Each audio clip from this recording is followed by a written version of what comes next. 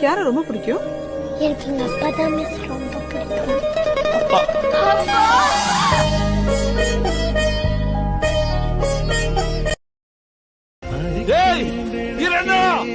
என்னடா பண்ணிட்டு இருக்க? பிரசிடென்ட் ஐயா ஊரை விட்டு தள்ளி வச்சிருவாரா? ஊர் கோயில தானே வாழ்ந்துகிட்டு இருக்கோம், ஊருக்கு வெளியே போவோம். என்னையா பெரிய வித்தியாசம் இருக்கு?